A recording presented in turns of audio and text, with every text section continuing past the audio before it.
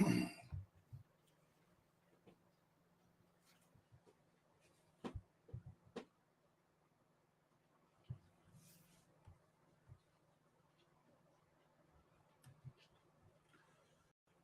shalom, shalom. What's going on? What's going on? Let me turn that off real quick. Let's see. Shalom, Yahweh Hashem, Yahweh Shah Barakatah to my brothers, Yahweh Shemalatah Ba'Hashem, Yahweh Shah to all my sisters. This is the Israelite School of Universal and Practical Knowledge, straight out of 1 West 125th Street, Harlem, New York, under command of General Yohana. And what we do is we teach the Black, Hispanic, and Native people that they are the Most High's true and only chosen people. And with that comes the responsibility of following the Most High's law, statutes, and commandments. Those law, statutes, and commandments actually help us and teach us how to love one another. You know what I'm saying? And that's all a part of our history. Our history is about loving one another. Our history is about following God's law, statutes, and commandments when we did and when we didn't. It's told both sides, the bad and the good. And that's what the Bible is. The Bible is a Black history book. But you know what I'm saying? I want to open up the class to some questions. If you have any questions, type them on in the chat. You know what I'm saying? We are broadcasting from Facebook, YouTube, Twitter, and even on TikTok. You know what I'm saying? We're going to continue on with this Exodus breakdown. You know what I'm saying? Showing the history of our people on this glorious holiday that's coming up. You know what I'm saying? We have this glorious holiday. We're going to start today on chapter 9. Let me pipe that in the chat.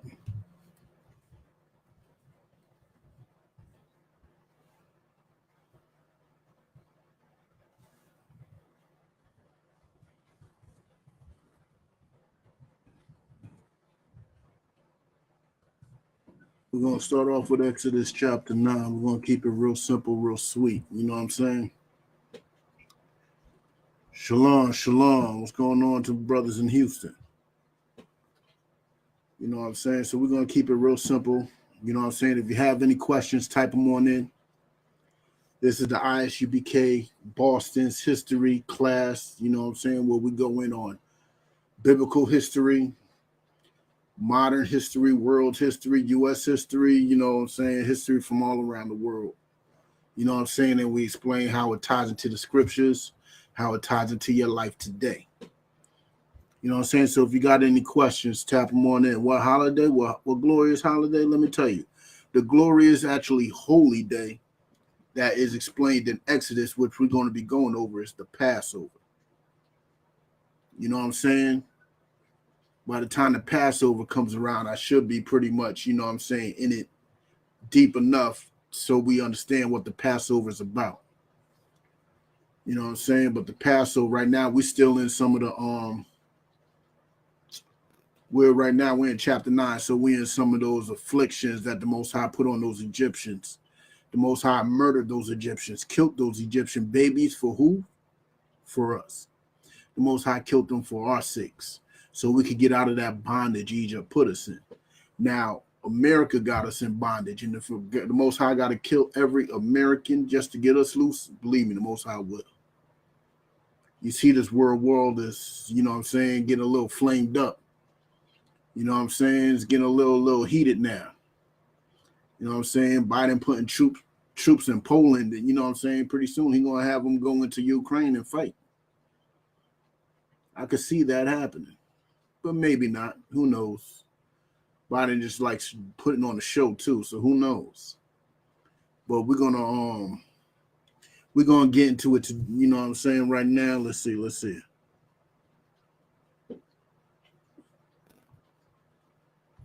Let's get with it. We're gonna get to Exodus since nobody got a question. I guess everybody knows the scriptures. You know what I'm saying? Let's get into Exodus chapter 9. Exodus chapter 9, verse 1. Then the Lord said unto Moses, go in unto Pharaoh and tell him, the Lord God of the Hebrews, let my people go, that they may serve me. For if thou refusest to let them go, and wilt hold them still, Behold, the hand of the Lord is upon thy cattle, which is in the field, upon the horses, upon the asses, upon the camels, upon the oxen, upon the sheep. There shall be a very grievous murmur. Let's look that up. Give me a second. Give me a second. If you don't know, look it up.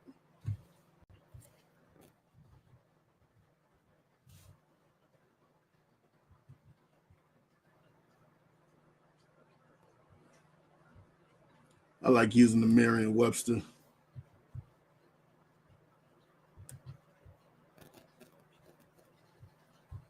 Okay, let me share this tab. Definition of murrain, a pestilence or plague, especially affecting domestic animals. So this is going to be a plague that's going to affect the livestock. You know what I'm saying? But let's continue. Verse 4, and the Lord shall sever between the cattle of Israel and the cattle of, and there shall nothing die of all that is the children of Israel. So all the cattle, all the domestic animal, all the livestock of Egypt is going to die, but not one of Israel. It said, and there shall die of all that is of Israel, nothing to die. And the Lord appointed a set time, saying, tomorrow the Lord shall do this thing in the land. So he got a short time. He got till tomorrow to let the people go. You know what I'm saying? He has until people go. Let's see. Let's continue to see what he does. And Pharaoh sent. Hold on. I skipped the part. Hold on. Verse 6. And the Lord did that thing on the morrow, and all the cattle of Egypt died. But of the cattle of the children of Israel died not one. So all the cattle gone. And Pharaoh sent, and behold, there was not one of the cattle of the Israelites dead. And the heart of Pharaoh was hardened, and he did not let the people go. See, Pharaoh's a stubborn dude. Just like every leader of America. Now, one leader of America really wants to let the Black, Hispanic, and Native people go, because if they let us go, this country will fumble and crash and die. They know that. We should know that. Without us, Black, Hispanic, and Natives, this country will fall apart, fumble, and fold quickly. You know what I'm saying? But Pharaoh being hardened and stubborn, so the leaders of the world today. They don't want to give us back our names and culture. They don't want to give us back our history. They don't want to do none of that. And they got all of them in their records. They got all our information in their records. You know what I'm saying? They got all that. You think they take meticulous notes. You know what I'm saying? They take meticulous notes. Everything. Everything. You know what I'm saying? They don't want to give us no land. They don't really want to make us free. Because if we was truly free, we wouldn't be still carrying their last names. We carry their last names, which is a pure sign of servitude. Because remember, they gave us their last name to signify who we belong to. It was like a dog tag. You know what I'm saying? They say the last name, and you know, oh, that goes to this plantation. That's to the Smith plantation. That's to the Wright plantation, or to the Francois and the Hernandez plantations. And they knew that. You know what I'm saying? But let's continue. Verse 8.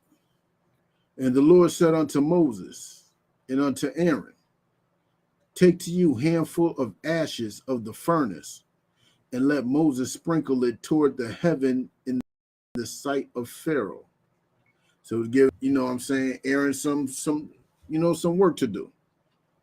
Got to take a handful of ashes from this furnace and let Moses pass it to Moses and let him sprinkle it toward the heaven in the sight of Pharaoh. You know what I'm saying? Pharaoh got to see this. And it shall become small dust in all the land of Egypt. So this ash is just going to become dust over all of Egypt. This little ash in the palm of his hand is going to cover all of Egypt. You know what I'm saying? Let's continue. And shall be a boil breaking forth with blains upon man and upon beasts throughout all the land of Egypt. So him doing that, boils are going to break out over the people. Boils are going to break out. I don't know if boil is, but it's this liquid-filled, pus-filled bumps that break out on people. You know what I'm saying? It's disgusting. Let's continue. On the beast too. So that means the sheep and everything going to get it. They took ashes of stood before the torch became a boil forth with blains upon men and upon beasts. Let's look up that word blains. There's boils and blains. With blains. Let's see what the word blains mean. Give me a second.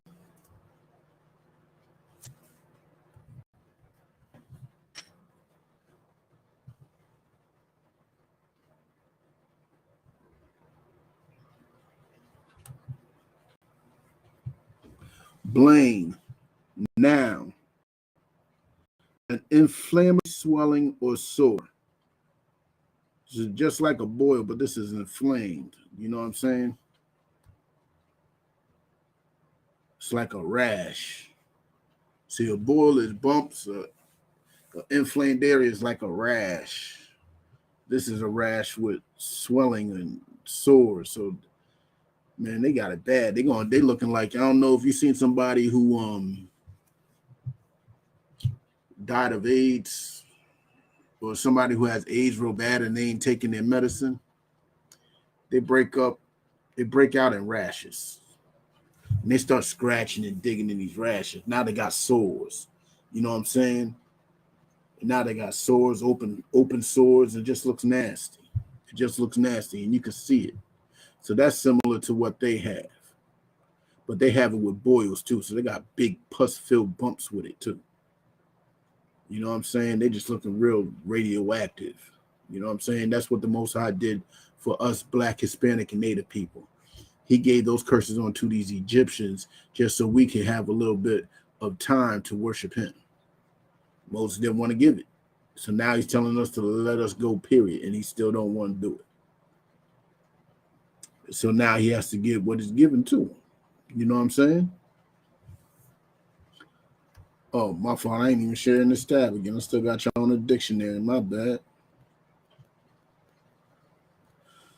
Okay.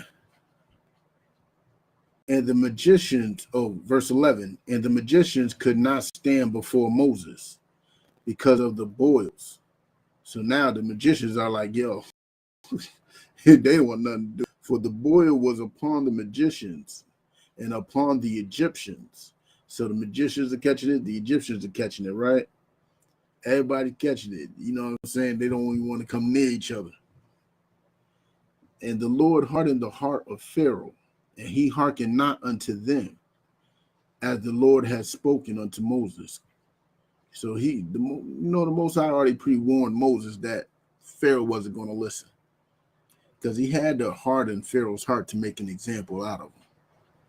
Pharaoh was literally just a tool for the Most High for the rest of the world to see the power of the Most High. You know what I'm saying? That's what the use of Pharaoh. That's why the Most High hardened his heart. He had to make a big spectacle out of this, so the rest of the world sees who the power of Israel is. But let's continue.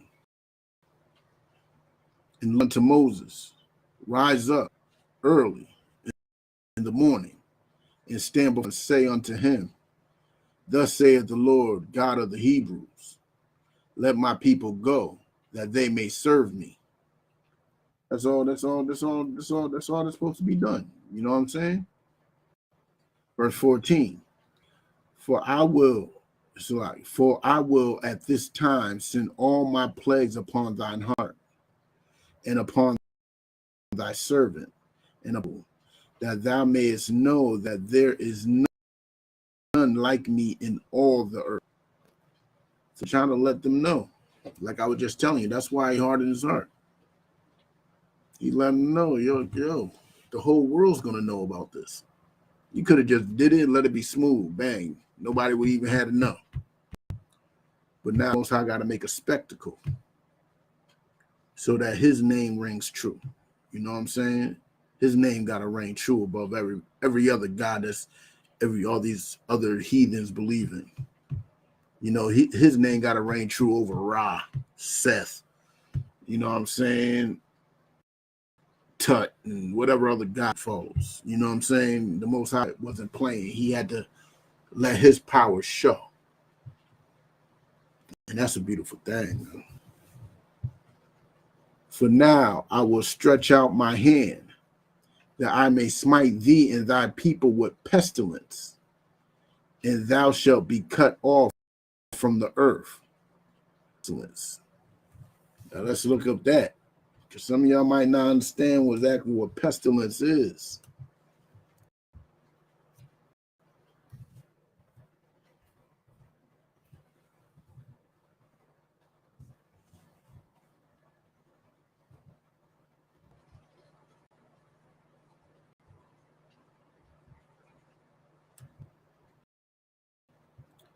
Now y'all see, pestilence or infectious epidemic disease that is virulent and devastating, especially bubonic plague, something that is destructive or pernicious. Now listen to that. What does that sound like? An infectious disease sweeping on through Egypt. Let me tell you something. COVID is pestilence. The Most High smacked pestilence on America. Before it was those boils and those that inflammatory, you know what I'm saying, rashes and stuff. That was AIDS and all other types of diseases. The Most High ain't playing with America. You know what I'm saying? The America been through famine. America been through, you know what I'm saying, livestock issues. You know what I'm saying? With the food just dying. Remember mad cow disease? Where the cows were just unsafe to eat and dying, killing themselves and others. The cows were bugging out in these streets. See, it's almost as if it's in the same sequence. Almost as if it's in the same sequence. Yeah, Most High ain't playing. But let's continue. I'm going to read 15 again. For now I will stretch out my hand, that I may smite thee and thy people with pestilence, an infectious disease, an epidemic, and thou shalt be cut off from the earth. What does that mean? That no other nation is going to mess with you. You're all sick and nasty. You're all sick and nasty. That's what the world should have did with China at the start of this COVID. But they didn't. You know what I'm saying? People were still traveling. Now the whole world got it. And the whole world needs it. And it's going to happen again. You know what I'm saying? China just went through, literally a couple of days ago, was it yesterday? They did another shutdown. China is shut down, an extreme shutdown, because there is a new variant. There's a new variant of COVID, and China is shut down right now. The Most High is not playing, man. He'll do anything for Black, Hispanic, and Native people. He is shutting down China.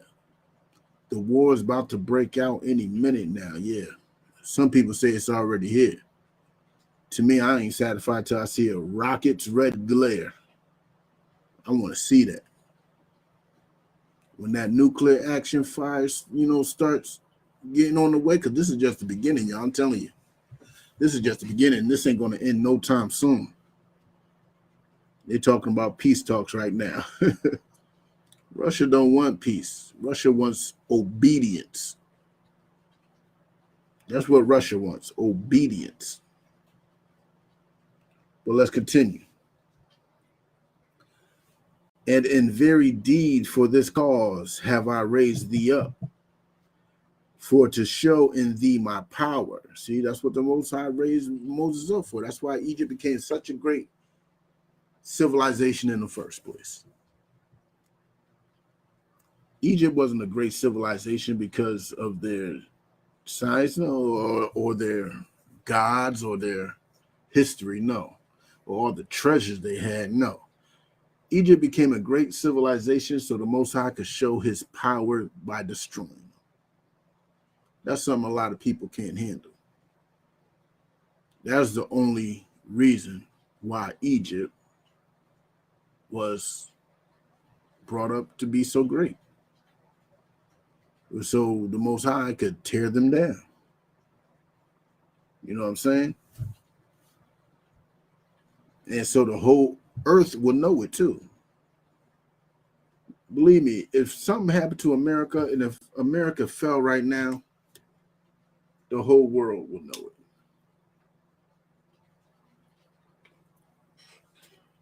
The whole world will see it. The whole world will know it instantly.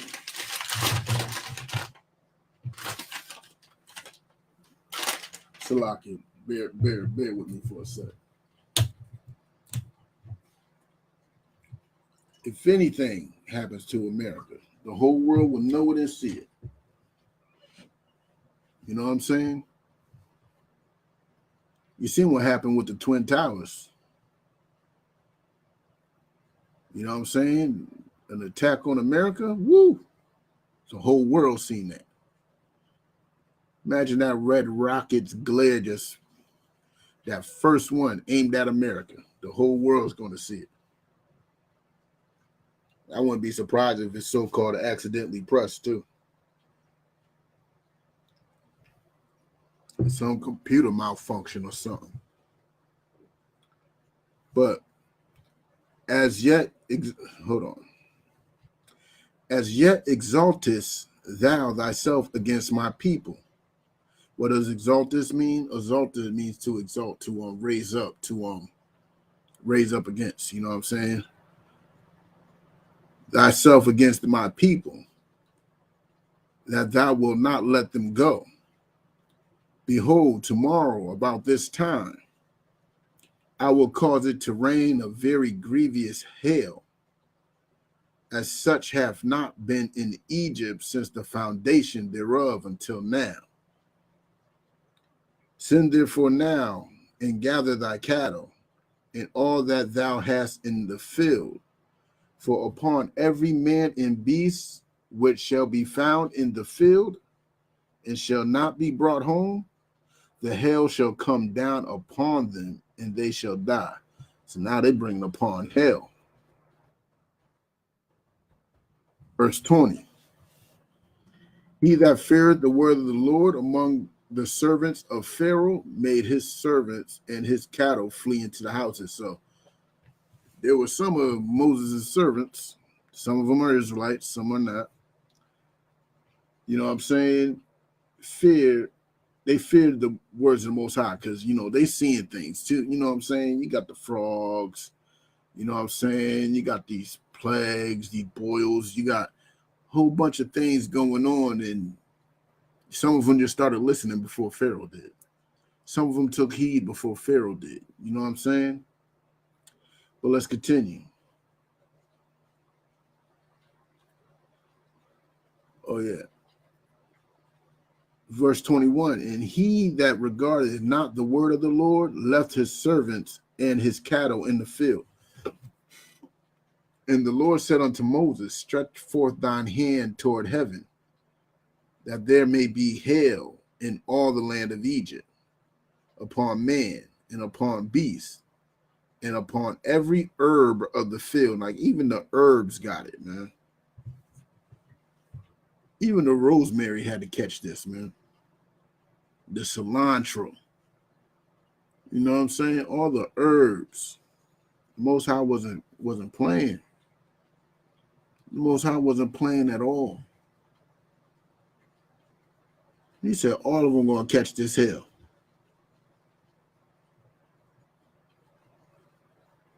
So that shows you how important other life forms is to God when it comes to his chosen people.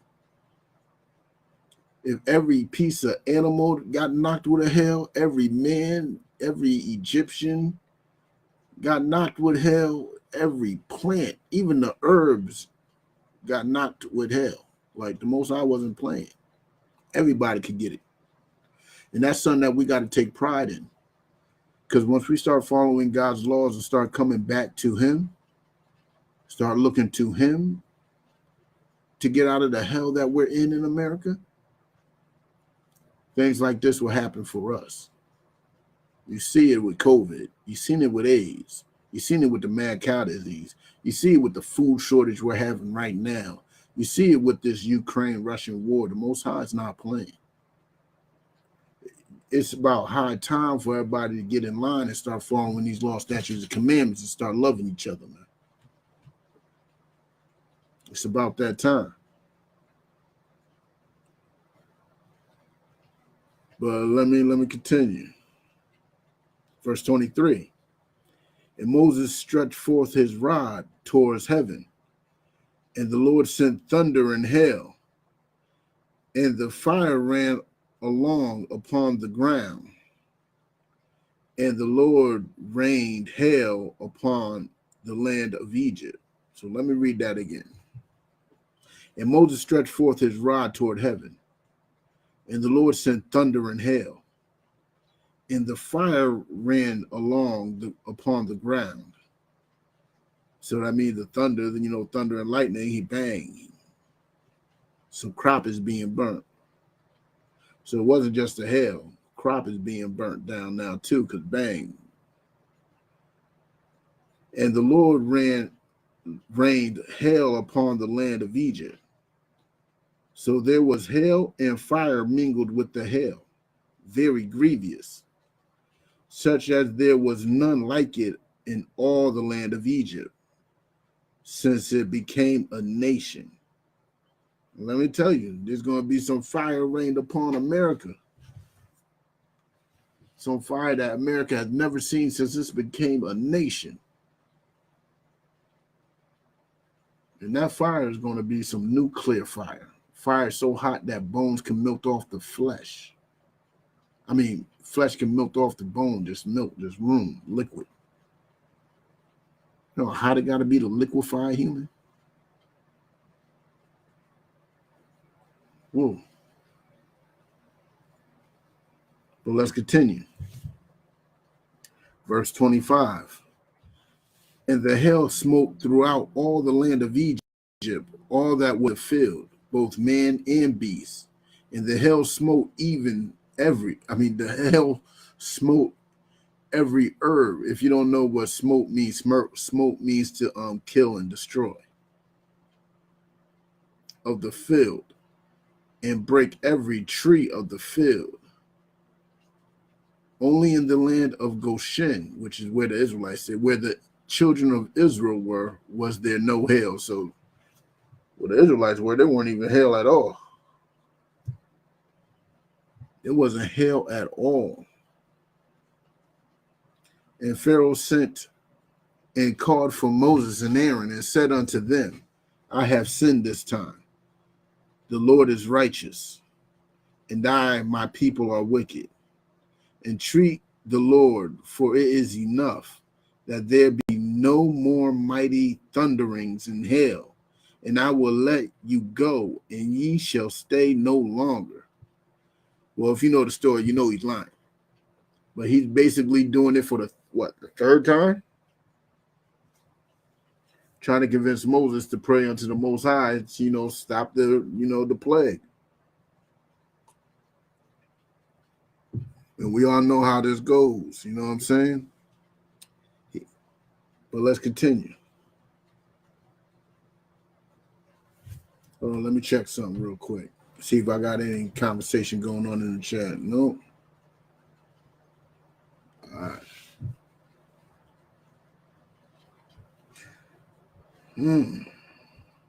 Verse 29. And Moses said unto him, as soon as I am gone out of the city, I will spread hands unto the Lord, and the thunders shall cease, neither shall there be any more hail, that thou mayest know how that the earth is the Lord's. You know what I'm saying? Basically, the Lord is in control of all this, man. This earth belongs to him. But as for thee and thy servants, I know that ye will not yet fear the Lord's God. So he knows, you know, even Moses ain't falling for the trick. He gonna stop this hell, but we know you ain't gonna listen. And the flax and the barley was smitten. Hold on. Yeah. And for the barley was in the ear, and the flax was boiled. But the wheat and the rye were not smitten, for they were not grown up. So basically, it wasn't time to harvest them. So the wheat and the rye got a little hope. And Moses, verse 33, and Moses went out of the city from Pharaoh and spread abroad his hand unto the Lord. And the thunders and hail ceased, and the rain was not poured upon the earth. And when Pharaoh saw that the rain and the hail and the thunders were ceased, he sinned yet more and hardened his heart, he and his servants. And the heart of Pharaoh was hardened.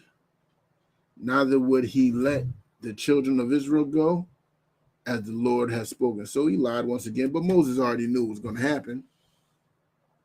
We're in chapter 10 now. Moses already seen that was going to happen. It wasn't no surprise. Moses seen it was going to happen because Pharaoh had the spirit of every oppressor. Pharaoh had that same spirit of every oppressor. When oppressors think they get in their way, they go back to their old ways. You know what I'm saying? Like, for example, when we out there riding and everything, and they give us a bone real quick to calm down our anger, he think he's in the good to continue the hell he was giving us before. And Pharaoh's thinking the same thing. He thinking if he goes to Moses and begs, it will calm down the Most High's anger, so he can get back to doing the BS he was doing before. This oppressive spirit is a deadly one, but this is something that must happen. It had to happen because the Most High has to show who he's with, and the Most High shown who he was with. You know what I'm saying? But let's continue.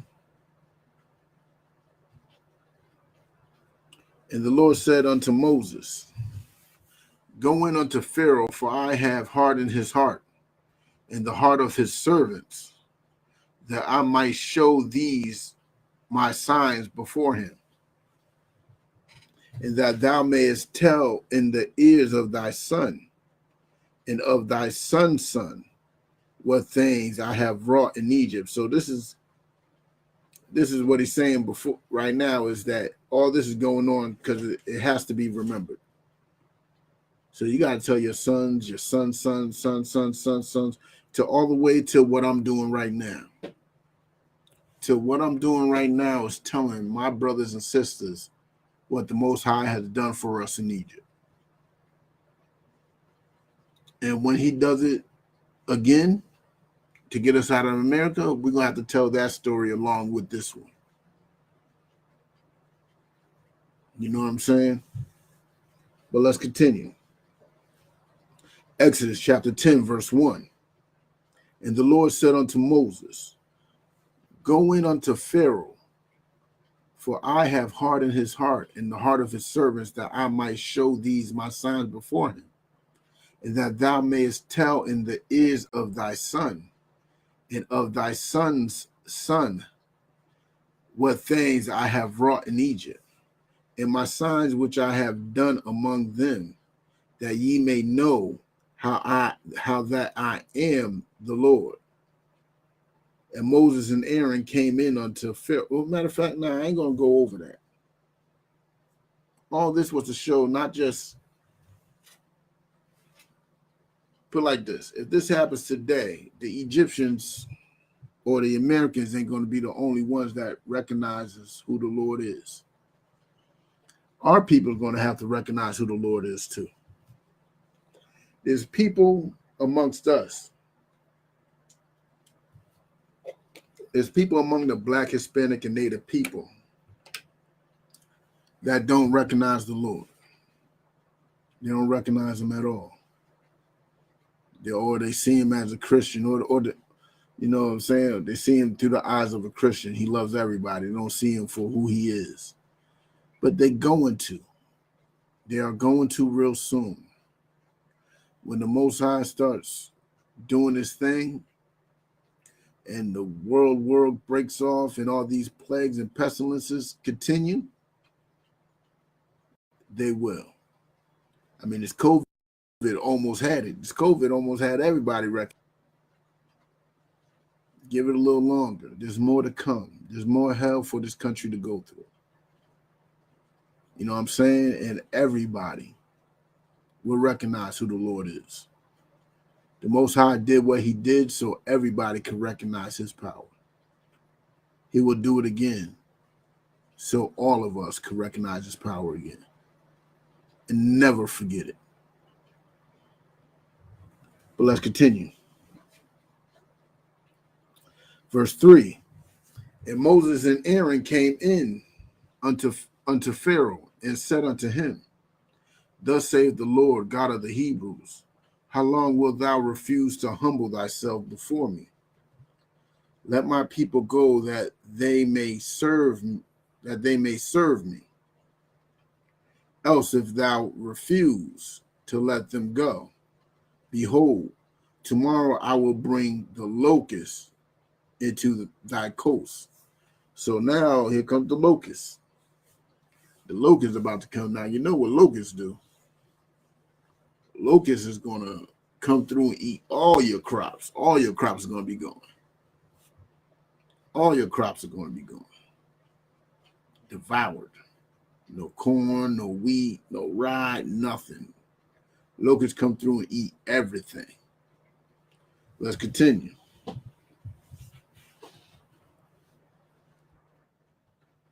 And they shall cover the face of the earth, and that one cannot be able to see the earth. That's how thick they're going to be. That's how many there's going to be. Let's say if you was above, if you were looking from space over Egypt, that's how many locusts it was. It covered up Egypt. It covered up Egypt. They were everywhere. They covered up Egypt. You couldn't even see it. It'd be nothing but locusts. Egypt was a giant field of locusts. You know what I'm saying? And they shall eat the residue of that which is escaped, which remaineth unto you from the hail. So remember, not everything died from the hail. Remember, the wheat and the rye was still around. You know what I'm saying? So all the plant life that you have left to survive with, well, the locusts will take care of that. Like, yo, the Most High was showing you some mercy. Like, yo, look, I'm going to leave you with some wheat and some rye. You know what I'm saying? Make some bread or something out of it. Do what you will. Some cereal, whatever you got to do. Just let the people go, because it will get worse. But he didn't want to listen. You know what I'm saying? But let's continue. All right, brother, and does it again for us. He will. You know what I'm saying? And shall eat every tree which groweth for you out of the field. So everything going down. Everything got to go. And they shall fill thy houses and the houses of all thy servants, and the houses of all the Egyptians, which neither thy fathers nor thy father's father have seen. So from the biggest Egyptian to the lowest Egyptian, everybody about to have a house full of locusts. Since the day that they were upon the earth unto this day, he turned himself and went out from Pharaoh. So he gave Pharaoh the warning. And Pharaoh's servant said unto him, how long shall this man be a snare unto you? What does it mean to be a snare unto you? That means a trap or a snare is a trap, right? But not just that, it could also mean like a thorn on the side. Like, you know what I'm saying? Like a nuisance, a hindrance, a problem. Yeah, that's the best way to put it. How long is he going to be a problem? You know what I'm saying? Let the men go. So his wise men are like, yo, tell him, like, yo, let them go. Let them go. That they may serve the Lord their God. Knowest thou not yet that Egypt is destroyed? So basically, he's saying, yo, let them go out, serve their God. You know what I'm saying? Because can't you tell that Egypt is already destroyed? Egypt is destroyed there. Let's bring it back. And Pharaoh's servant said unto him, how long shall this man be a snare unto us? Let the men go, that they may serve the Lord their God. He knows how they said their God. He ain't saying our God. He's saying their God. Because even they recognize that the Most High was the power of the Hebrews. He was the God of the Hebrews, not the God of the Egyptians. They didn't say God loves everybody back then. They recognized that God was the God of a certain people. You know what I'm saying? He said, serve the Lord their God. Knowest thou not yet that Egypt is destroyed? Like, yo, you don't know yet that Egypt is destroyed? It's already destroyed, B. What are you holding on to? Just let them go. And Moses and Aaron were brought again unto Pharaoh. And he said unto them, go, serve the Lord your God. But who are they that shall go?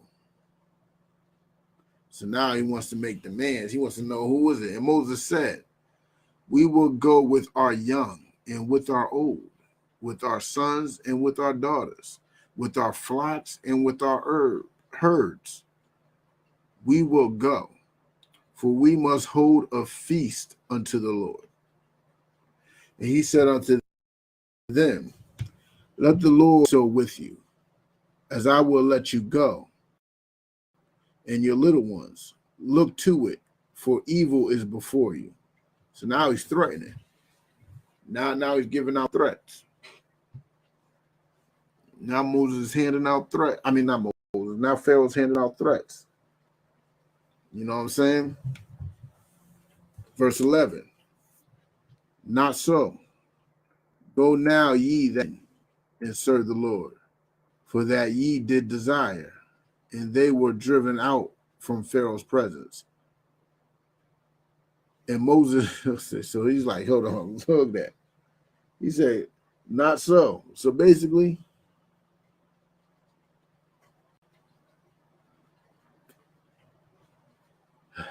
Pharaoh's so hard-headed, man. Pharaoh's so hard-headed. He basically said, yo, only one that could go are the men and serve the Lord, for that ye did desire, and they were driven out from Pharaoh's presence. So he's making demands, he's making, you know what I'm saying, threats and stuff. And the Lord said unto Moses, stretch out thine hand over the land of Egypt for the locusts, that they may come up upon the land of Egypt. Like, the Most High had to show Pharaoh, like, yo, he ain't playing. Everybody got to go. Everybody got to go, even our cat. The cat that's sitting chilling on the windowsill, you know what I'm saying? He has to come with us too. Everybody. You know what I'm saying? That they may come up upon the land of Egypt and eat every herb of the land, even all that the hail hath left. And Moses stretched forth his rod over the land of Egypt, and the Lord brought an east wind upon the land that all that day and all that night. And when it was morning, the east wind brought the locusts, and the locusts went up over the land of Egypt and rested in all of Egypt. Very grievous were they. Before them there were no such locusts as they, neither after them shall be such. So there was even no locusts like on this level back then, and there's never been anything like it since. So they know that was of the Lord. Hold on. Verse 15.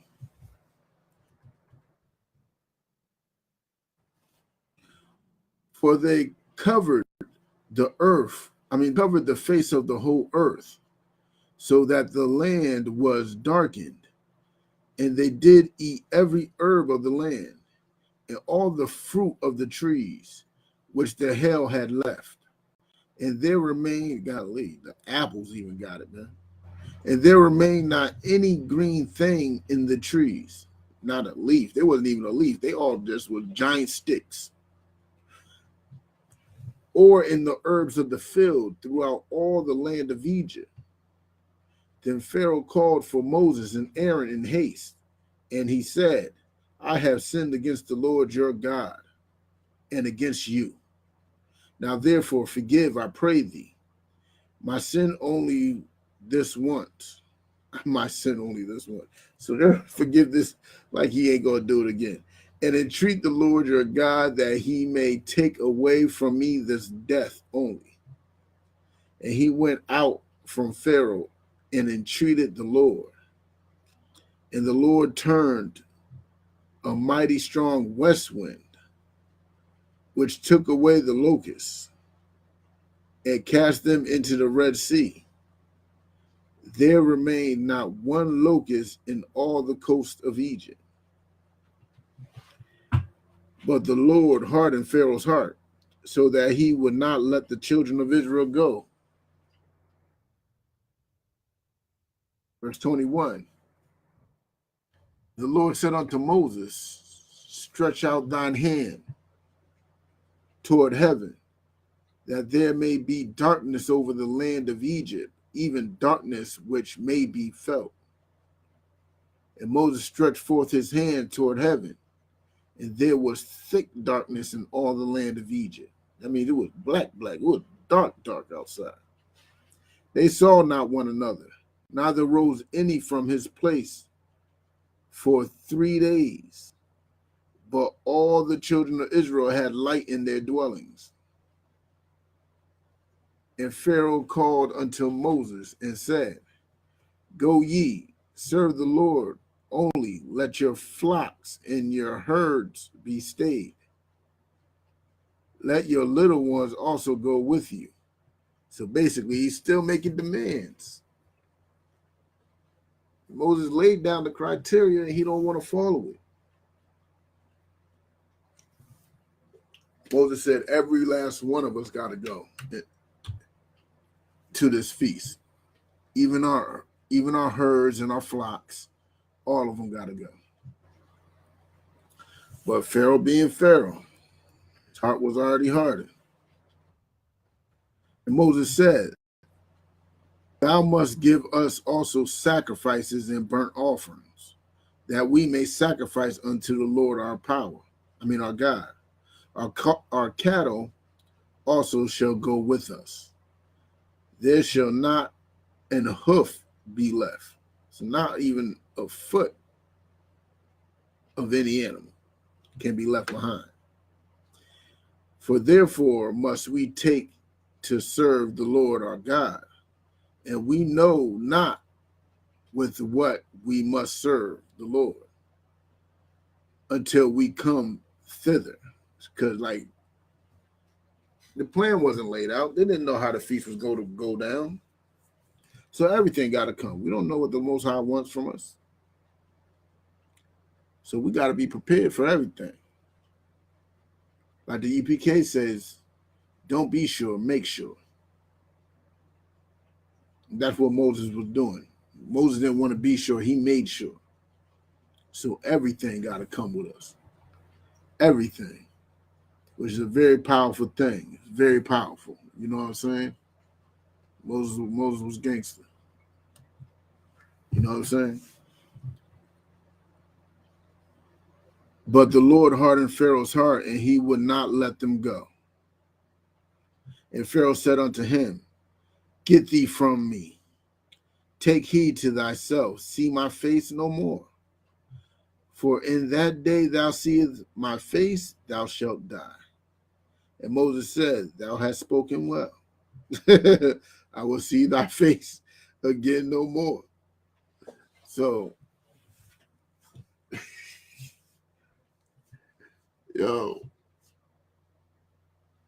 Pharaoh basically threatened him. Like,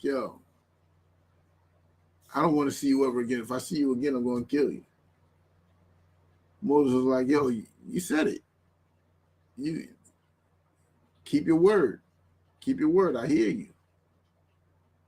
I hear you. Because I am not going to see your face anymore. Moses made that clear. You know what I'm saying? Moses wasn't scared. Let's get with it. Chapter 11.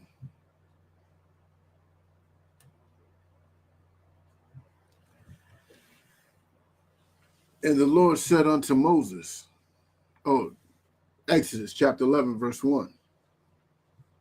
And the Lord said unto Moses, yet will I bring one plague more upon Pharaoh and upon Egypt. So here comes the big doozy.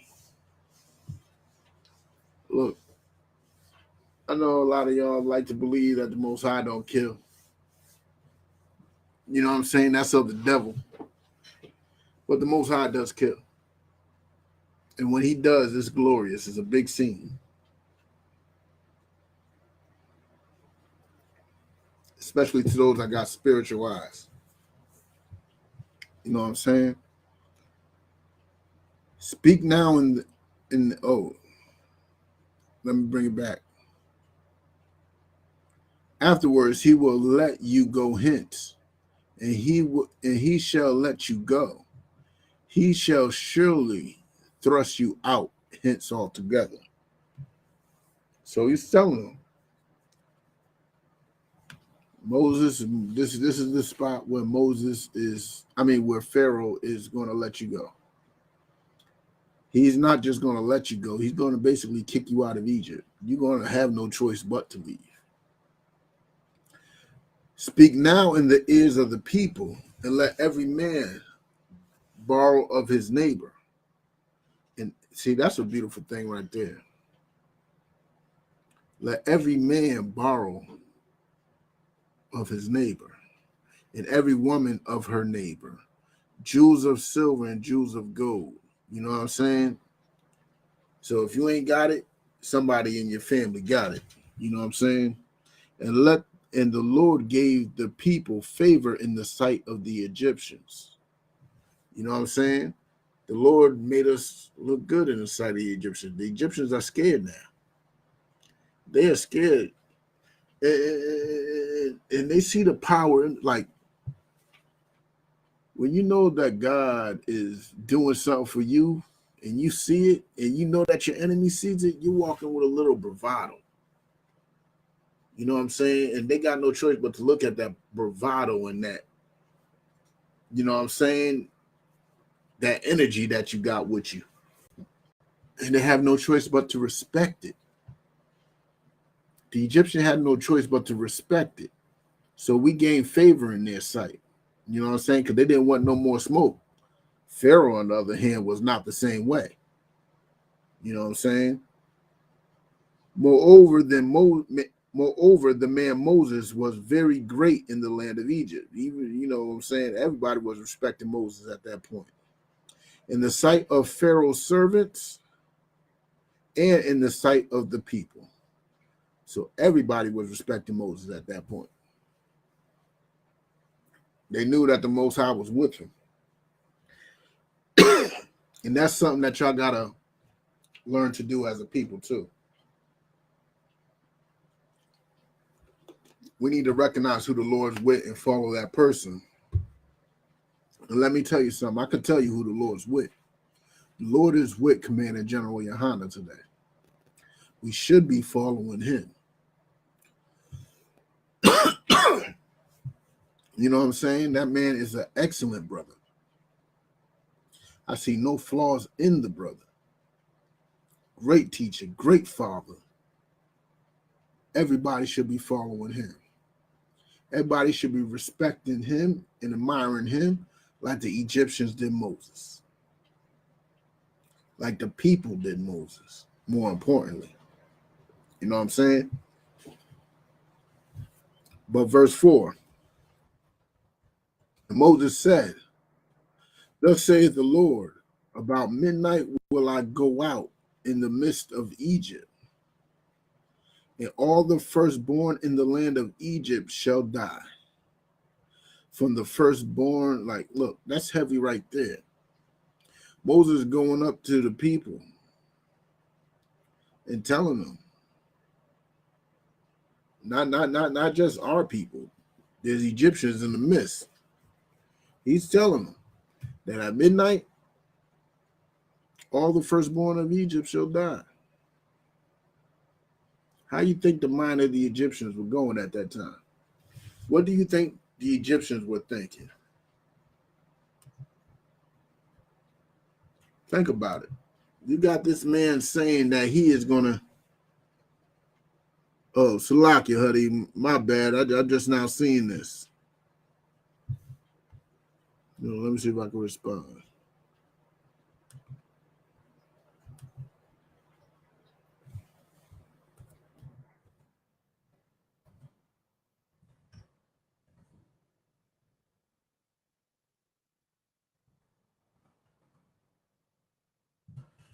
But it said, I know this is off topic, but why did Mike, don't call me Rabbi, but why did Michael have to debate Satan over the body of Moses in the book of Jude?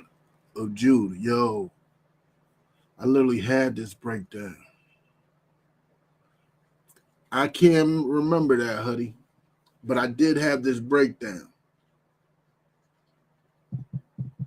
And believe me, I want to get back to you. I want to hit your inbox with it. You know what I'm saying? I did have this breakdown. I had it not too long ago, too.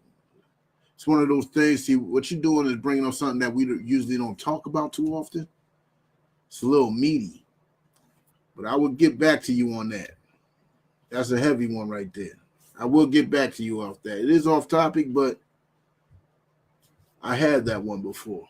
Can't remember right now, so I ain't going to give you no half-ass answers, excuse my language, but you know what I'm saying? Then got my school looking bad and you looking on me bad. You know what I'm saying? I want to go to wiser men who taught me that breakdown, and you know what I'm saying? I'll get you the right answer that you deserve. You deserve the right answer. You know what I'm saying? So I'll get back with you on that, Huddy. You know what I'm saying? I'll hit you in the inbox on that.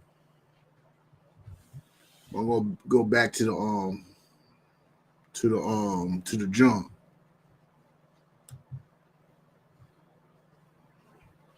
All right. Now, what was I on? My bad. Yeah, like how do you believe the Egyptians felt knowing that their firstborn is going to die? You know, the word of that spread like fire. It spread like fire. You know what I'm saying? That joint spread it. Everybody knew. You know what I'm saying? So let's continue. even unto the firstborn of the maidservant that is behind the mill. So even your workers' firstborns are going to die, and the firstborn of the beast, even the firstborn of the cattle, the donkey, the firstborn of the chicken, the firstborn of everything was about to die. You know what I'm saying? And there shall be even the firstborn roach. The firstborn roach had to catch it. You know, these Egyptians love roaches and beetles. The firstborn beetle had to die. You know what I'm saying? And there shall be a great cry throughout all the land of Egypt, such that there was none like it, nor shall there be it anymore. Like, all of Egypt heard this, and they all went to yelling and wailing because they believed Moses when he said it. You know what I'm saying? At that time, if this was the first plague, nobody would have listened to Moses. Nobody would have paid attention. But now, after all those other plagues, they hear Moses. They believe Moses. They respect his words. And now they're scared for their lives. Now they're scared for their lives. But let's continue. But against any of the children of Israel shall not a dog move his tongue. That's a beautiful thing. I'm gonna ask y'all a question in here. What do you think it means? Against the children of Israel, not even a dog shall move his tongue.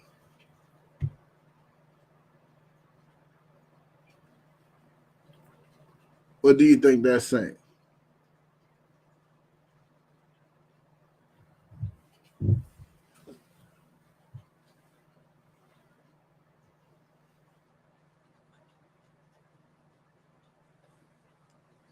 If you think about it literally, that means, does that mean a dog cannot bark at an Israelite? Or if a dog's thirsty, when a dog's thirsty, it's moving his tongue too. It got his tongue hanging out and it's, trying to catch whatever moisture is in the air. I don't know why dogs do that, but it said, against the children of Israel, not even a dog shall move his tongue. It's talking about the children of Egypt.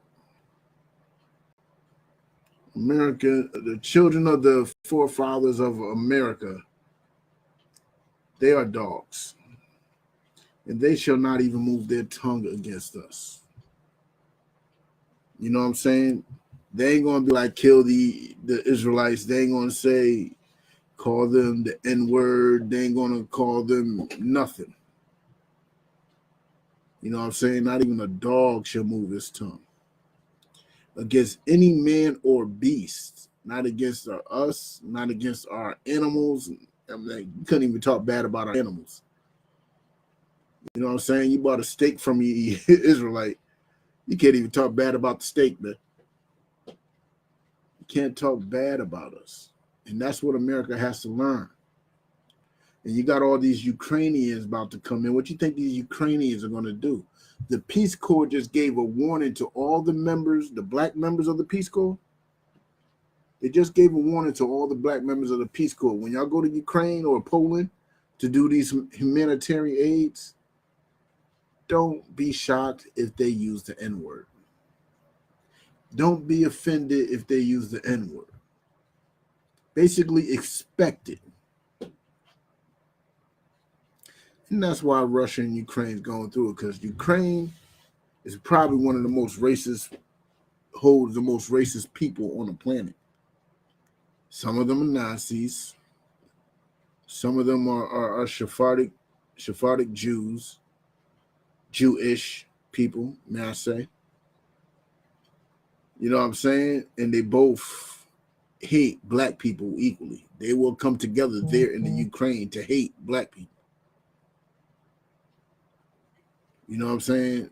In the Ukraine, is an equal opportunity chance to hate black people. That's where the dog could wag its tongue at Israel all at once. You know what I'm saying? But Not much longer. Not much longer. You know what I'm saying? May those rockets' red glare start shining tonight if it was up to me. Man, Pooh need to hurry up. Pooh need to hurry up and press a button, man. He's taking too long. He's being real patient with the disrespect America is giving it. You know what I'm saying? North Korea just playing with weapons and toys. They just playing around. They're showing what they could do, but they ain't doing nothing. But something got to give sooner or later. Something got to give, man. Somebody press a button quick. You know what I'm saying? That would be great. No sound will be made. That's right. Not a sound will be made against us, man.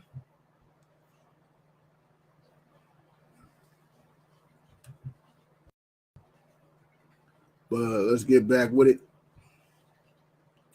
Where was I at?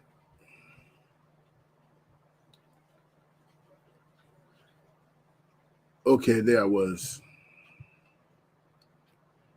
That ye may know that the Lord doth put a difference between the Egyptians and Israel. Look, the Most High put a difference between us and the Egyptians. I don't know why so many black people want to be Egyptians, right? There's a clear difference between us and them. I know you're looking at the Egyptians today, there's definitely a clear difference between those Arabs and us, right? Because those people that's running Egypt today are not the original Egyptians, right? The original Egyptians are second-class citizens in their own country. Those are Arabs running Egypt right now, Arabs and Caucasians. But if you've seen the real Egyptians, you can tell the difference between us and them. There's a blatant difference. And not just that, spiritually, there's a difference between us. We wouldn't do the things they do. You know what I'm saying? We wouldn't, for example, it is customary for them to cut their hair bald. It's customary for them to go bald, rock a ponytail. You know what I'm saying? They rock a ponytail like right up top or at the side or something while the rest of their head's bald. That's something that a sane black man will not do. Not a sane black man. You know what I'm saying? That's something that we will not do. And they shave everything. They put makeup on their face. You know what I'm saying? Eyeliner. That's what I want to call it. I don't know what it was called back then. You know what I'm saying? And this tattooing thing. Tattooing is not a black thing. Black people did not start doing that to the like 80s and 90s. You know what I'm saying? Tattooing was in the 70s, 60s, 70s, 50s, and 40s. That was seen as something that Caucasians did. We did not mess up our skin. Our skin was too fly for us to be inking up. You know what I'm saying? But that's something that the Egyptians did. You know what I'm saying? Egyptian culture and black culture is not the same. We only want to be Egyptians because how great white people made it sound to be an Egyptian. When Egypt was only great just to show the Most High's power. And he showed his power for our benefit. You know what I'm saying?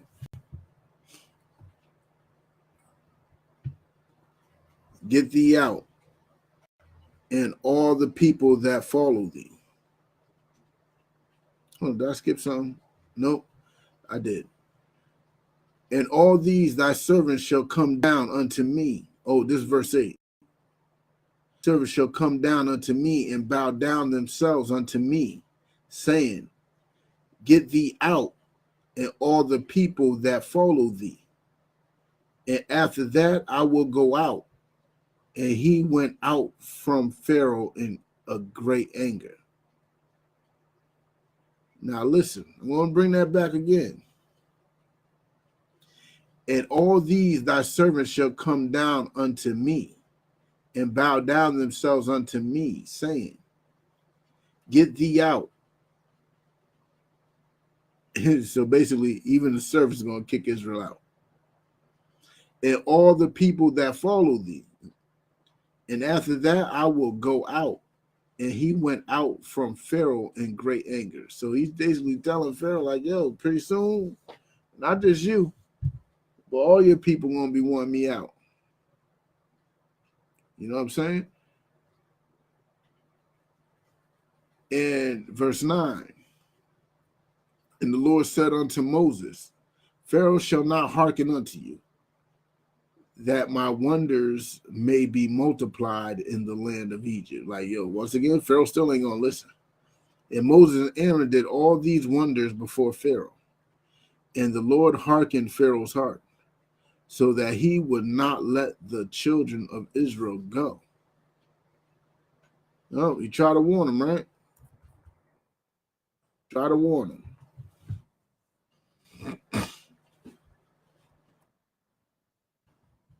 And the Lord spake unto Moses and Aaron, and in the land of Egypt, saying,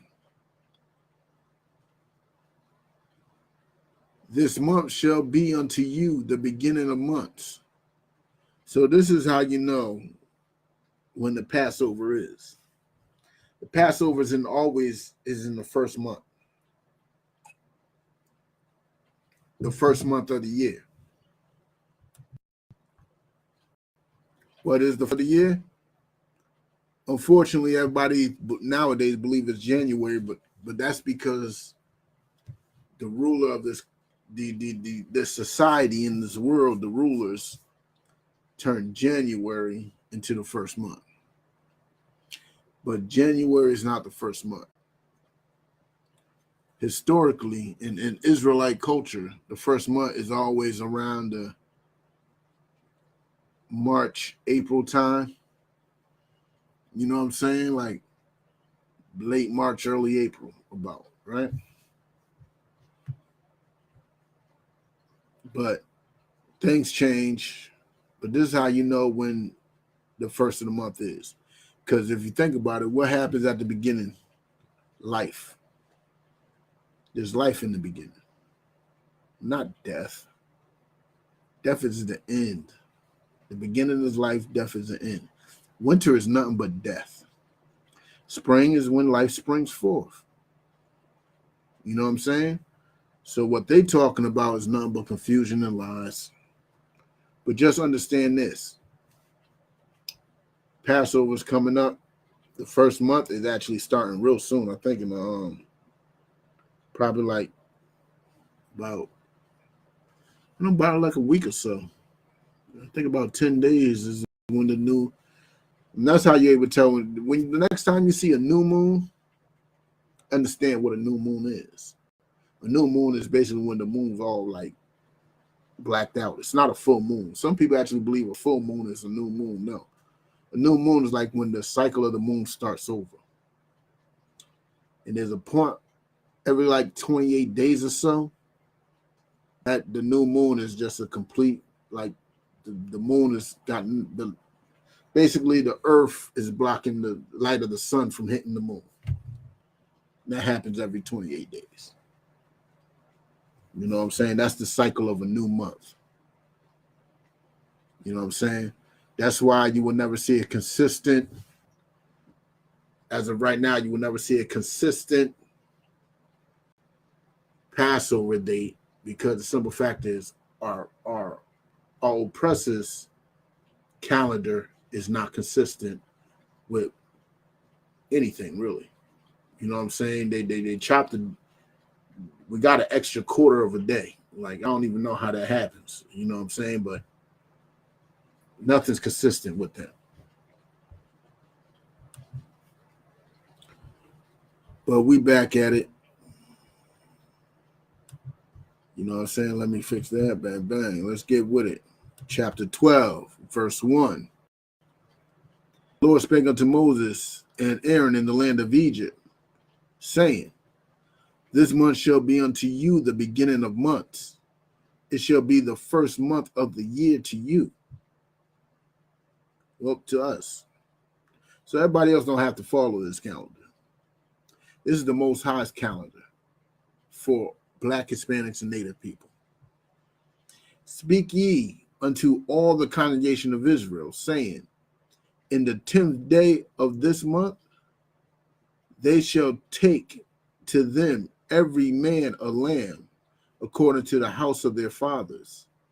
A lamb for an house. Like, this is important, because a lot of people have problems and like to complain about the price that we put on the Passover. $200. Boo-hoo.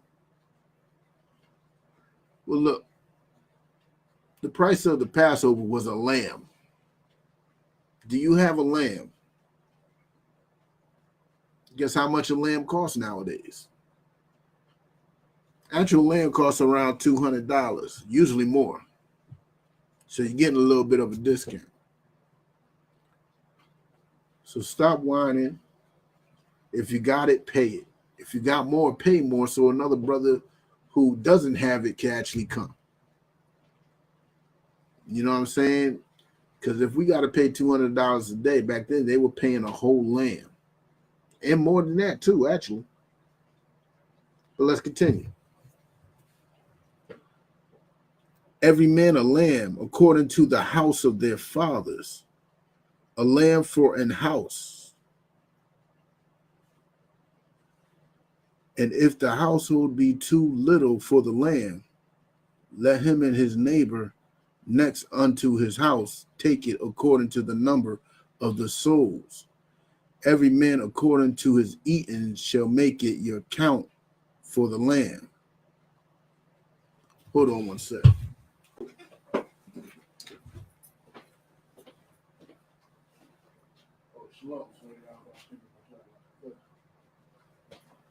I'm just doing class.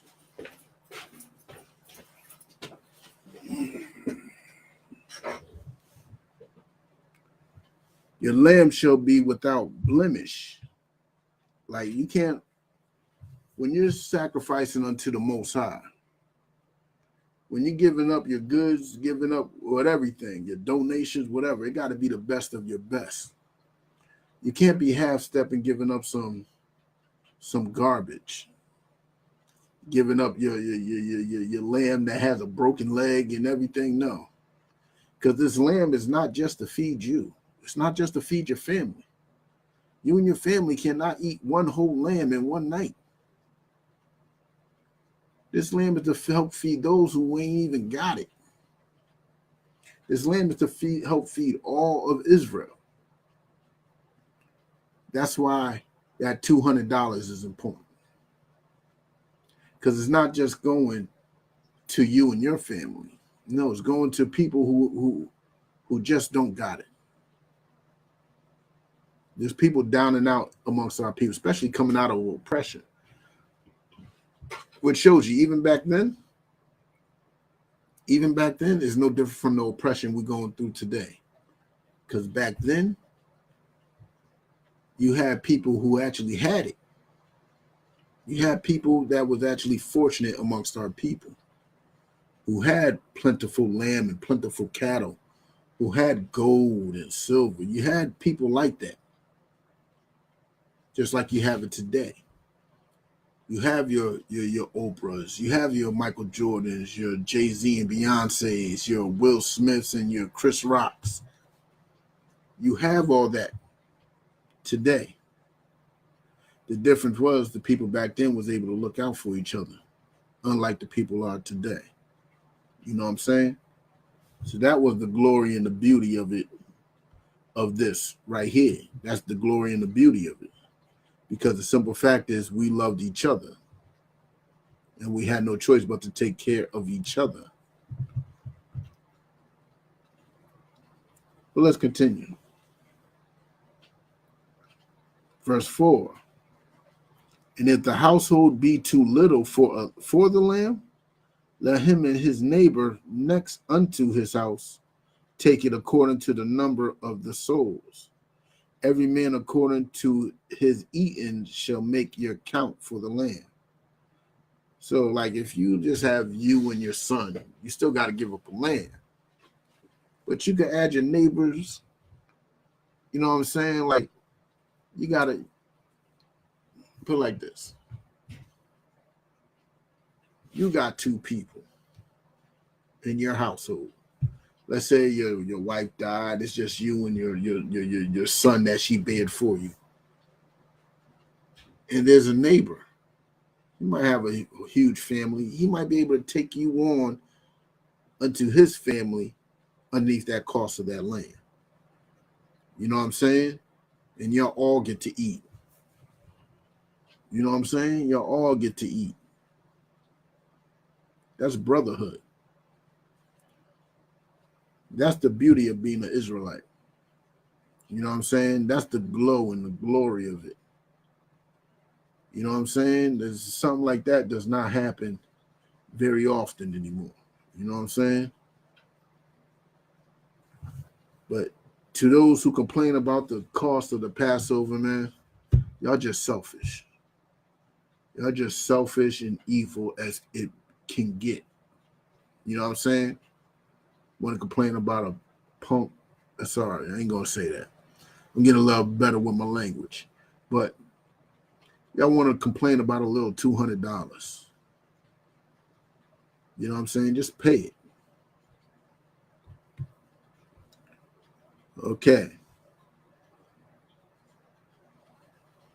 Verse 5, your lamb shall be without blemish, a male of the first year. Ye shall take it out from the sheep or from the goats. So whatever lamb you get, it could be a sheep or a goat. So those people who are having problems with oxtail during the Passover is perfectly lawful. I mean, not oxtail, goat.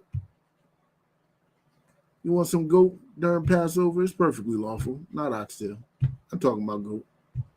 Technically, if you want oxtail, you can do that too, but you still got to have goat. Goat is mandatory.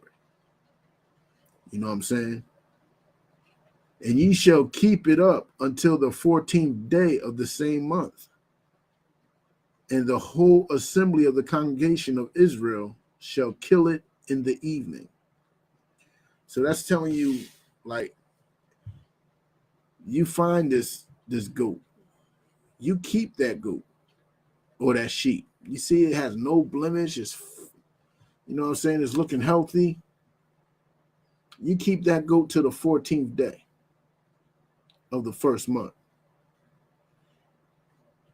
You know what I'm saying? And the whole assembly of the congregation, when we get together, shall kill it in the evening. When that night hits, we shall kill it. And they shall take the blood and strike it on the side posts. So when you take that blood, this is preparing you. We don't got to do this today because we're not actually going through that plague. But what they did, they took the blood, you know what I'm saying, and put it on the posts of their door, on the two side posts, and on the upper door posts of the house. That's a signify. You know what I'm saying? It doesn't matter what it meant to signify. The Lord said, do it, do it. Point blank, period. The Lord said, do it, do it.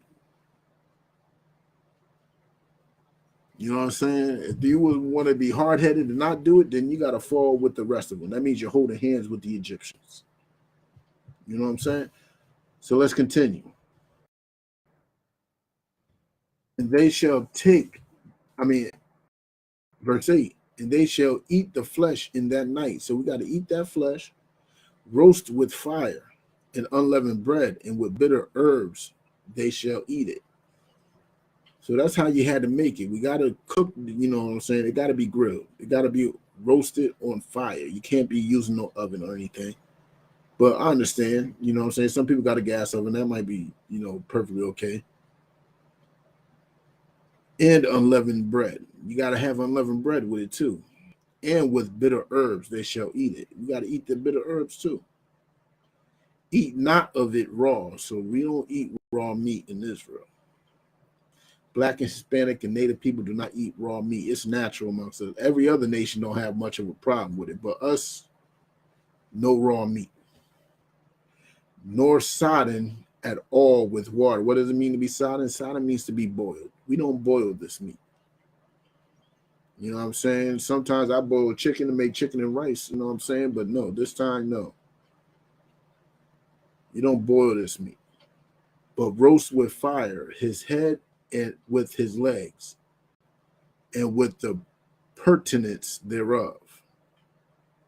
And ye shall let nothing of it remain until the morning. So we got to eat all of it. And that which remaineth of it until the morning, ye shall burn with fire. So if there's anything left in the morning, it has to burn with fire. And thus shall ye eat it with the loins girded, your shoes on your feet, and your staff in your hand. And ye shall eat it in haste, because, you know what I'm saying, they were in a rush. They were in a rush. They had to get up out of Egypt. So they get it in, eat it fast. It is the Lord's Passover. For I will pass through the land of Egypt this night, and will smite all the firstborn of Egypt, both man and beast, against all the gods of Egypt. So this ain't against just the man and beast. The Egyptians love their gods. They love their Set, their Put, their Amun-Ra. They love them. Well, this is against them too. Against all the gods of Egypt, I will execute judgment. I am the Lord. So the Most High actually slain their Lord too, because their power could not keep us there. The powers of Egypt, all their Amun-Ras and all of them could not defeat the Lord and his plagues. You know what I'm saying? None of them could defeat the Lord and his plagues, but guess what? The Lord defeated them with those plagues. The Lord defeated our enemies' gods for us. Verse 13, and the Lord shall be to you for a token upon the houses where ye are. And when I see the blood, I will pass over you, and the plagues shall not be upon you to destroy you. When I smite the land of Egypt, and this day shall be unto you for a memorial, and ye shall keep it a feast to the Lord throughout your generations. Ye shall keep it a feast by an ordinance forever. So this is something that y'all got to understand, because a lot of y'all saying we can't keep it in the land of our captivity. But let me show you what this says again. You know what I'm saying? It says, and this day shall be unto you for a memorial, and ye shall keep it a feast to the Lord throughout your generations. It doesn't say we can't keep it throughout the generation that's in captivity. It says we have to keep this throughout all our generations. You know what I'm saying?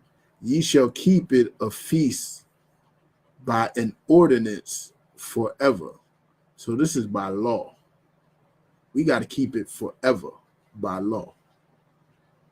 This is an ordinance. This is something that can't be looked over throughout our generations forever. It can't be shunned upon. You know what I'm saying? A lot of y'all believe that since we're in captivity, we can't keep nothing. We just got to follow our oppressor's lifestyle. No. People who say that really just want to celebrate Christmas. That's all they really want to do. They just want to celebrate Christmas, Easter, and all that. But no. We're here to celebrate the Lord's high holy days. And there's nothing higher and holier than the Passover. You know what I'm saying? But let's continue. Verse 15. 7 days shall ye eat unleavened bread. Now this is going to the feast of unleavened bread, where we have to eat after the Passover. We eat unleavened bread because it's to remind us of what our ancestors had to go through, how hard it was for them. The bread was unleavened because they didn't have time to make it rise. You know what I'm saying? Making yeast rise takes time. They didn't have time for that. They just had to mix up some flour, some water, some butter, whatever they're using, some olive oil, whatever they're using. They had to mix it up, make some bread. The bread couldn't rise, so it was just flat, darn near crackers sometimes if you don't have the skills to make it soft. So, bang, flat bread. You know what I'm saying? That's the unleavened bread. And they had to make enough quickly and easy so they could travel with it too. You know what I'm saying? Even the first day ye shall put away leaven out of your houses. Like, we had to get rid of all the leaven out of our houses. No point in keeping it. You can't use it. Yeast dies. No point in bringing it. Who knows how long we're going to be out in this wilderness. But no, we had to get rid of all the leaven. And you still have to do that today for the Feast of Unleavened Bread. So all your yeast and your baking sodas and all that has to get out of your crib ASAP. For whosoever eateth leavened bread from the first day until the seventh day, that soul shall be cut off from Israel.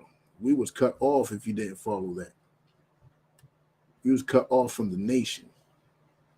And in the first day there shall be an holy convocation. And in the seventh day there shall be an holy convocation. So we meet up and then celebrate on the first day, and we meet up and celebrate on the last day.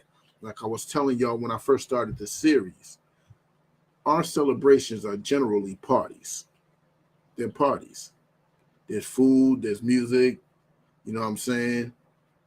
We just get together and have a good time. That's what our high holy days are. They're not like the Christian church where you hum and then, you know, I don't know what else they do. They do all these weird stuff. I don't know. You know what I'm saying? No. Our high holy days are actually just really parties. You know what I'm saying? Hold on. No manner of work shall be done in them, save that which every man must eat, that only may be done of you. Every man must eat. There's no other work that got to be done but feeding your people. That's the only work you got to do. You know what I'm saying? Like, it's an honor to do that work. You know what I'm saying? You sisters are back there, y'all making those plates for the brothers. That's an honor. That's a beautiful thing. You know what I'm saying? And ye shall observe the feast of unleavened bread, for in this selfsame day have I brought your armies out of the land of Egypt. Therefore shall ye observe this day in your generations by an ordinance forever. Now remember, this is just a plan. None of this has been acted out yet. You know what I'm saying? So we're just getting prepared for the party we're going to be doing. In the first month of the 14th day of the month at even, ye shall eat unleavened bread until the 21st day, to the 21st day of the month at even. 7 days shall there be no leaven found in your houses. For whosoever eateth that which is leavened, even that soul shall be cut off from the congregation of Israel, whether he be a stranger or born in the land. Ye shall eat nothing leavened.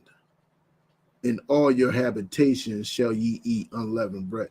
Like, hold on, let me bring that back. It says, even the soul shall be cut off from the congregation of Israel. So that shows you this is not a physical punishment. This is a spiritual punishment. Who else has the power to cut off your soul? So you may think you're eating a little piece of cake in secret. You know what I'm saying? You eat a little cake and, you know, a little Ritz or something with leaven. You eat some Captain Crunch. You may think you're doing it in secret, but no, the Most High is handing out that punishment. It's not us. You don't have to worry about no ridicule from another man on this subject. You got leaven in your house, that's the Most High's judgment. You eating leaven things, that's the Most High's judgment. And he said he's going to cut off that soul from Israel. You know what I'm saying? Because that's blatant disrespect to what the Most High set forth. You know what I'm saying? Verse 20, ye shall eat. Oh, I already read that. Verse 21. Then Moses called for all the elders of Israel and said unto them, draw out and take you a lamb according to your families, and kill the Passover.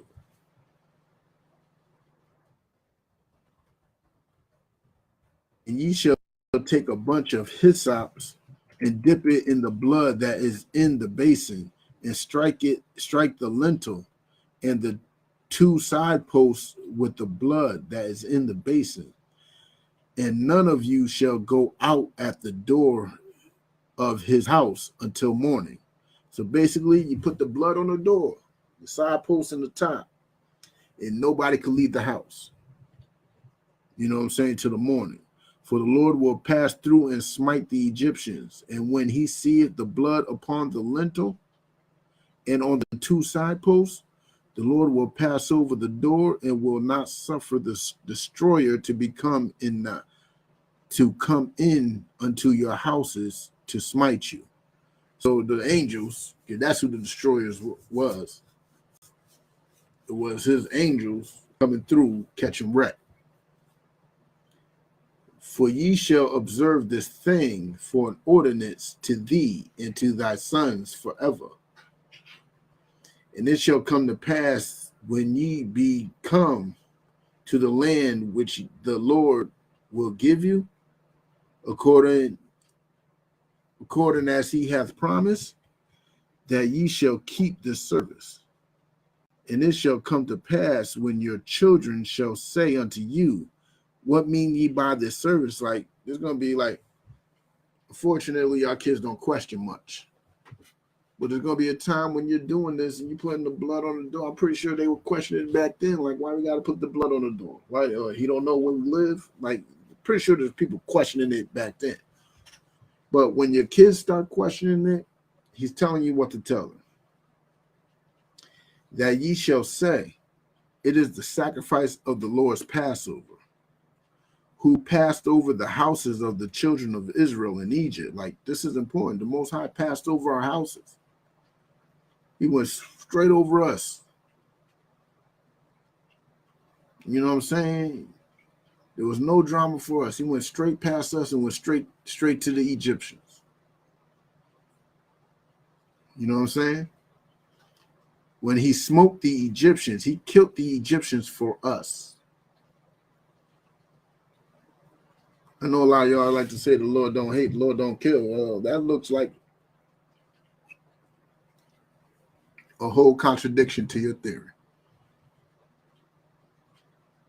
He killed the Egyptians for Israelites and delivered our houses, and the people bowed the head and worshipped. And the children of Israel went away and did as the Lord had commanded Moses and Aaron, so did they. And it came to pass at midnight the Lord smote all the firstborn of the land of Egypt, and the firstborn of Pharaoh that sat on his throne, until the firstborn of the captive that was in the dungeon, and all the firstborn cattle, even the cow had to catch right. And Pharaoh rose up in the night, he and all his servants and all the Egyptians, and there was a great cry in Egypt, and there was not a house where there was not one dead.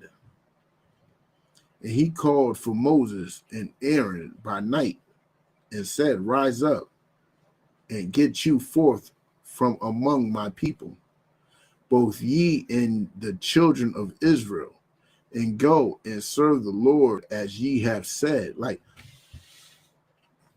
that's crazy. Like, you probably, like, there's people that's probably like firstborns and didn't even think they were going to happen to them because they're older, but you're still a firstborn. You're probably thinking that your firstborn is going to die, but no, you're the firstborn. You know what I'm saying? The firstborn of the firstborn going to die too. Everybody going to die. You know what I'm saying?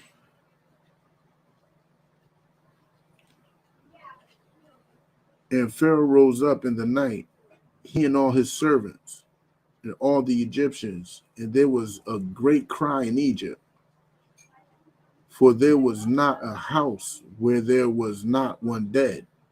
And he cried for Moses and Aaron by night and said, Rise up and get you forth from among my people, both ye and the children of Israel, and go, serve the Lord as ye have said, and take all your flocks and your herds as ye have said, and be gone, and bless me also. And the Egyptians were urgent upon the people that they might send them out of the land in haste. For they said, We be all dead men. And the people took their dough before it was leavened, their kneading troughs being bound up in their clothes upon their shoulders. And the children of Israel did according to the words of Moses, and they borrowed of the Egyptians jewels and silver and jewels of gold and raiment. And the Lord gave the people favor in the sight of the Egyptians, so that they lent unto them such things as they required, and they spoiled the Egyptians. So they gave up the loot. That's how bad they wanted them out. And the children of Israel journeyed from Ramses to Succoth, about 600,000 on foot were men, beside children. And a mixed multitude went up also with them, and flocks and herds, even very much cattle. Like they like to say that mixed multitude means Egyptians too, or heathens, other heathens, but no.